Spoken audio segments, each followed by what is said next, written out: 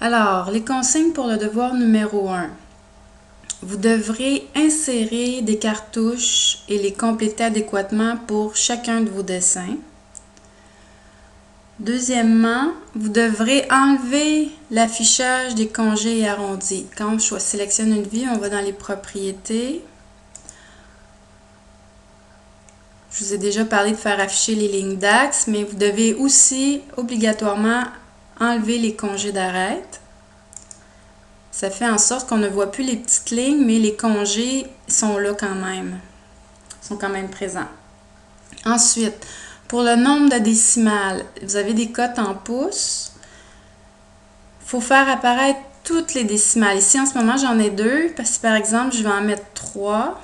Ça donne 6, 2, 5. Est-ce qu'il y en aurait une valeur de plus qui pourrait apparaître? Je vais aller en mettre 4. Par exemple, là, c'est un 0 la quatrième. Fait que je vais venir le remettre à 3 pour qu'il n'y ait pas de 0 à la fin. Parce que selon les normes, on ne doit pas avoir de 0 quand on est en pouces.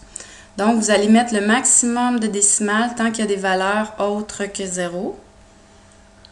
Et ensuite, pour la cotation du dessin comme tel, vous allez devoir utiliser les dimensions que l'on retrouve soit dans les esquisses, par exemple, ici un diamètre de 2,5.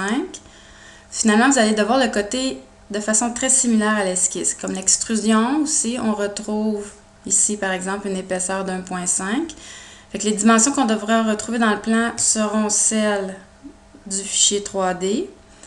Et de même aussi, ne pas oublier que dans les plans, on a par exemple des décalages et on retrouve aussi des dimensions. Fait que ceux-là aussi, il ne faut pas les oublier. Alors, c'est tout pour en ce qui concerne les consignes du devoir numéro 1.